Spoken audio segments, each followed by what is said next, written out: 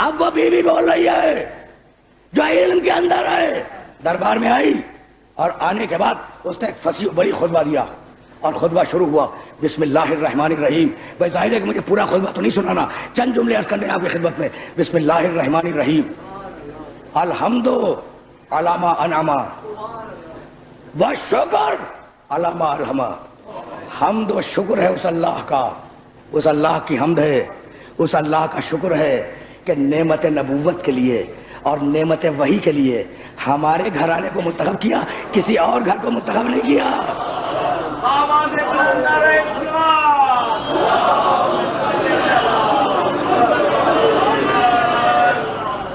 Situation ذہن میں ہے. باغ کا مقدمہ دربار میں لے کے آئی ہے بی بی اور خطبہ دے رہی ہے کہ ہم جب اس خدا کی جس نے نعمت وحی کے لیے اور نعمت ہدایت کے لیے ہمارے گھر کو منتخب کیا، کسی اور گھر کو منتخب نہیں کیا.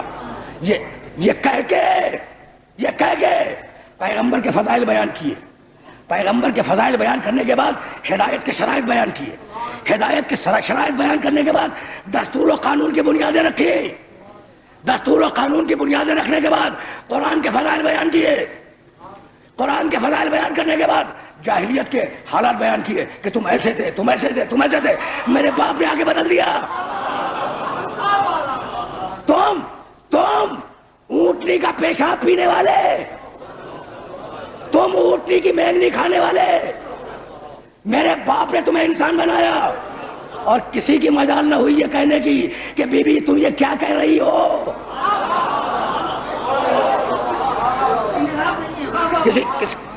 کسی کی مجال نہ ہوئی ٹوکنے کی کہ بی بی تم یہ کیا کہہ رہی ہو. محمد مصطفیٰ کے فضائل بیان کیے.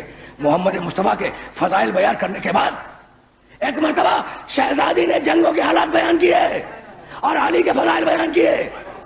اور علی کے فضائل بیان کرنے کے بعد فلسفہ تشریع اسلامی پہ گفتگو کی کہ حج کیوں، نماز کیوں، روزہ کیوں، زکوٰۃ کیوں.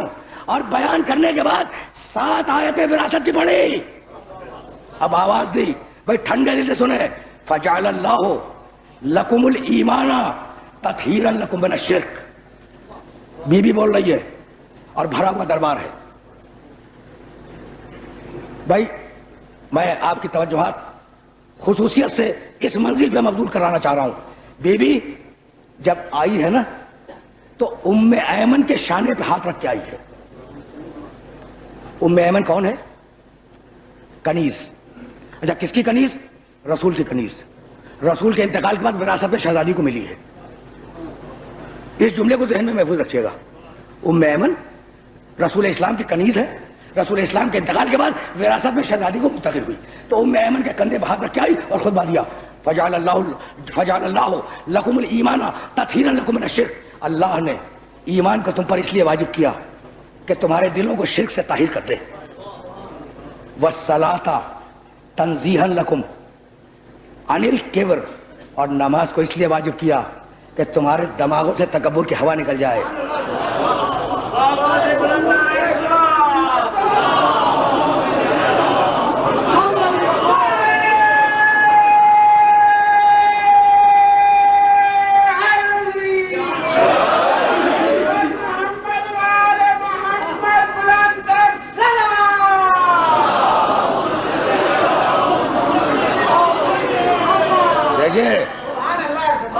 کس شان سے خطبہ دے رہی ہے بی بی. والصلاۃ تطہیرا عن الکبر. نماز کو اس لیے واجب کیا کہ تمہارے دماغوں سے تکبر کی ہوا نکل جائے. والصوم تثبیتا للاخلاص. اور روزے کو اس لیے واجب کیا کہ پتہ چل جائے کہ امر الہی کی اطاعت میں کون مخلص ہے کون مخلص نہیں ہے. والصیام تثبیتا للاخلاص. اخلاص کو جانچنے کے لیے روزے کو واجب کیا. والزکاۃ تزکیۃ للنفس والنماء فی الرزق. اور زکات کو اس لیے واجب کیا کہ تمہارے نفوس کا تزکیہ ہو جائے اور تمہارے رزق میں برکت عطا ہو. والحج تشعیدا للدین. اور حج کو اس لیے واجب کیا کہ جب لوگ مسلمان جمع ہوں تو دین کا استحکام نگاہوں کے سامنے آ جائے. شہزادی بول رہی ہے والعدل تنسیقا للقلوب. اور عدل کو اس لیے لازم کیا معاشرے میں کہ دلوں میں محبتیں پیدا ہو جائیں. اگر کہیں نفرتیں نظر آئیں سمجھو کہ معاشرے میں عدل نہیں ہے. والعدل تنسیقا للقلوب. عدل کو اس لیے واجب کیا پروردگار نے کہ معاشرے میں محبتیں پیدا ہو جائیں. وطاعتنا نظاما للملہ. اور ہماری اطاعت کو اس لیے واجب کیا کہ امت میں ایک نظام پیدا ہو جائے. وامامتنا امانا من الفرقہ. اور ہماری امامت کو اس لیے واجب کیا کہ تمہارے اختلافات ختم ہو جائیں. بھائی اس جملے پہ رک رہا ہوں میں.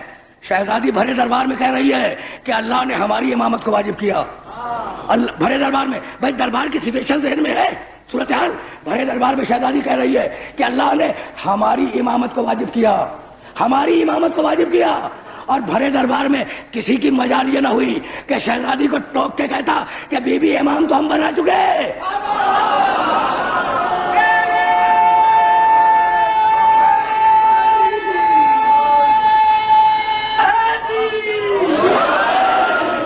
بھائی میں روک کے ایک جملہ کہنا چاہتا ہوں. بھائی نماز شہود ہے، پڑھتے ہوئے آپ دیکھ سکتے ہیں، لیکن نماز کیوں واجب ہوئی؟ غیب ہے. میں نے بات کہہ دی. بھائی رکھا ہوا روزہ آپ دیکھ سکتے ہیں، کیسے روزہ رکھا ہوا ہے، لیکن روزہ کیوں واجب ہوا؟ یہ غیب ہے. تو بیوی کی نگاہ علم الہی کے غیب کو دیکھ رہی تھی اور بتلا رہی تھی. بھائی توجہ رہے، بتلا رہی تھی کہ بھائی روزہ اس لیے واجب ہوا، نماز اس لیے واجب ہوئی، حج اس لیے واجب ہوا، زکات اس لیے واجب ہوئی، عدل کو اس لیے واجب کیا گیا، ہماری اطاعت کو اس لیے واجب کیا گیا، اور ہماری امامت کو اس لیے واجب کیا گیا. تو جیسے ہی کہا کہ ہماری امامت کو واجب کیا گیا تو کوئی تو کہہ دیتا کہ بیوی تم یہ کیا کہہ رہی ہو، ہم امام تو بنا چکے. تو بھائی اب کچھ بات سمجھ میں آئی. شہزادی خرمے کے درختوں کا مطالبہ کرنے نہیں گئی تھی، یہی بتلانے گئی تھی کہ تمہارے بنائے ہوئے امام اور ہیں، اس کے بنائے ہوئے امام اور ہیں.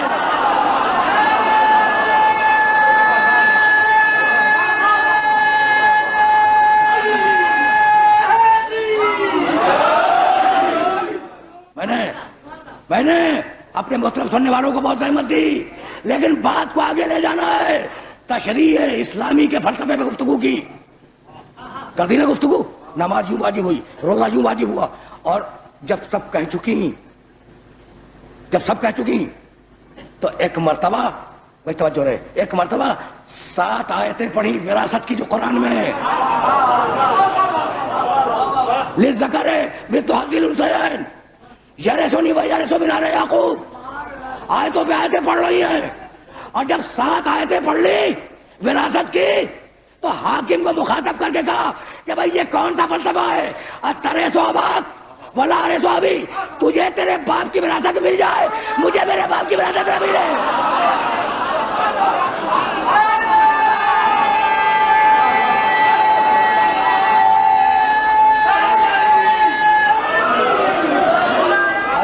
عجیب مرحلہ فکر ہے. اترث اباک، تجھے تیرے باپ کی میراث مل جائے اور مجھے میرے باپ کی میراث نہ ملے. حکومت نے کہا کہ بی بی ہم کیا کریں، آپ ہی کے باپ کی روایت ہے، مشہور ہے نا، روایت بہت مشہور ہے کہ نحن معاشر الانبیاء لا نرث ولا نورث. ہم نبی لوگ، کہیں جانا ہے ٹھنڈے دل سے سنتے جائیے گا، ہم نبی لوگ گروہ انبیاء لا نرث، نہ کسی وراثت لیتے ہیں، ولا نورث، نہ کسی کو وراثت دیتے ہیں. ما ترکنا ہو صدقہ، جو ہم چھوڑ کے جاتے ہیں، ترکہ ما ترکنا ہو صدقہ، جو ہم چھوڑ کے جاتے ہیں وہ صدقہ ہوتا ہے. تو ہم نبی لوگ کیا کرتے ہیں؟ نہ کسی سے وراثت لیتے ہیں، نہ کسی کو وراثت دیتے ہیں. جو چھوڑیں اپنے گھر میں وہ صدقہ ہے. اب کیا کیجئے گا اس بات کو کہ بی بی پہلے ہی آیت پڑھ چکی تھی، ورثہ سلیمان و داؤدہ. بی بی پہلے ہی آیت پڑھ چکی تھی، سلیمان نے داؤد سے وراثت لی، سلیمان بھی نبی، داؤد بھی نبی.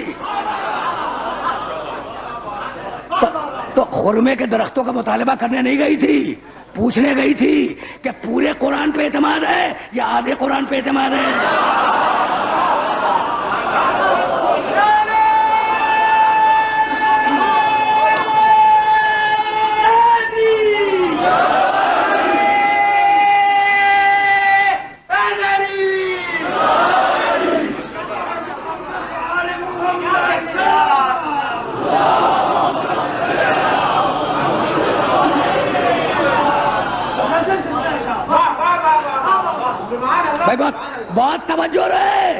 بیوی ہم کیا کریں؟ یعنی میں بہت سوچتا رہا ہوں کہ پیغمبر کا کام ہدایت کرنا ہے نا، تو اب ہدایت اس کی جس کا مسئلہ ہو. آپ کو مسئلہ نماز کی پرابلم ہے اور میں آپ کو حج کا مسئلہ بتا جاؤں، اور جسے حج کی پرابلم ہے اسے زکات کا مسئلہ بتا دوں، تو آپ میری عقل پہ شبہ کریں گے یا نہیں کریں گے؟ عجیب منطق ہے کہ جسے وراثت ملنے والی ہے اس سے تو فرمایا نہیں، اور غیر متعلق شخص سے فرما گئے.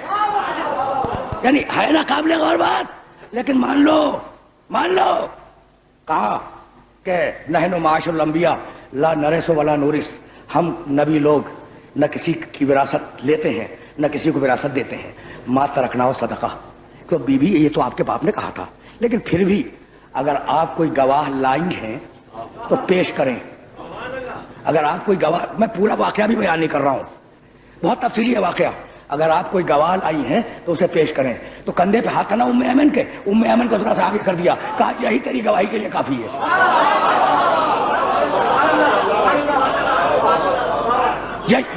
یہی تیری گواہی کے لیے کافی ہے. کہا کنیز کی گواہی قبول نہیں ہے.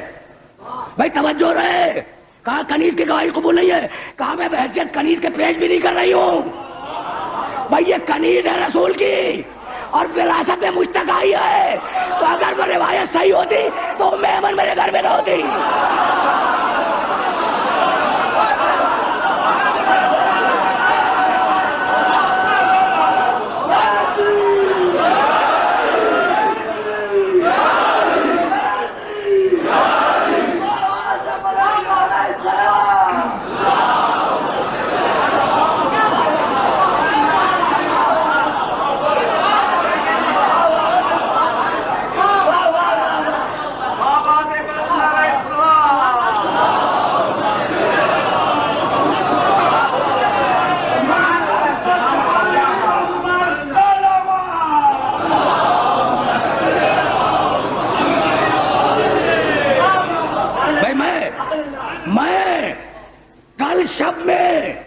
امام بارگاہ ابوتراب بھی عرض کر رہا تھا کہ ارے محمد نے روٹیاں اٹھا کے دے دی، بھوکے رہے.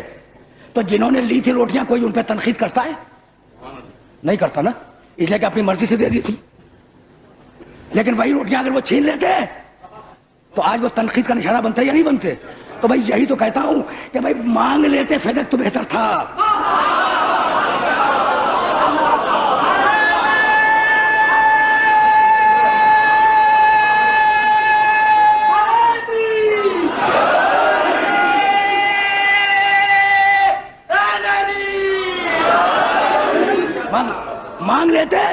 مانگ لیتے تو بہتر تھا، اس لیے کہ بیوی کی نگاہوں میں خرمے کے چند درختوں کی کوئی اہمیت نہیں تھی. یعنی تم یہ سمجھتے ہو کہ وہ خرمے کے چند درخت انہیں مانگنے گئی تھی؟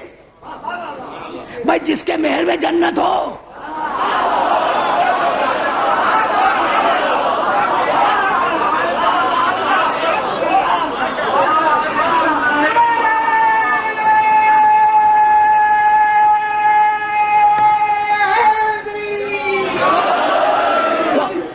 جس کے محل میں جنت ہو وہ خرمے کے درخت مانگنے جائے گی؟ خدا کی قسم نہیں. اچھا تو پھر گئی کیوں؟ بھائی مذاق ہے فاطمہ کا گھر سے قدم نکالنا، خدا کی قسم مذاق نہیں ہے. تو پھر کیوں گئی؟ بھائی بیوی میدان میں کیوں آئی؟ بیوی نے گھر سے قدم کیوں نکالا؟ بیوی نے دربار میں خطبہ کیوں دیا؟ خرمے کے درختوں کے لیے نہیں، خرمے کے درختوں کے لیے نہیں. پورا واقعہ ذہن میں رہے. اب ایک جملہ عرض کرنا چاہ رہا ہوں. بھائی بیوی نے آیتیں پڑھی، جواب میں حدیث پڑھی گئی، یہی ہوا نا. تو بیوی کہنے یہ گئی تھی، خرما مانگنے نہیں گئی تھی. بیوی کہنے یہ گئی تھی. بھائی توجہ رہے کہ کل میرا باپ حدیث لکھنا چاہتا تھا تو تم نے کہا تھا کہ قرآن کافی ہے، اور آج میں قرآن کی آیتیں پیش کر رہی ہوں، تم جواب میں حدیث پیش کر رہے ہو. تمہارا ایمان حدیث پہ ہے نا قرآن پہ؟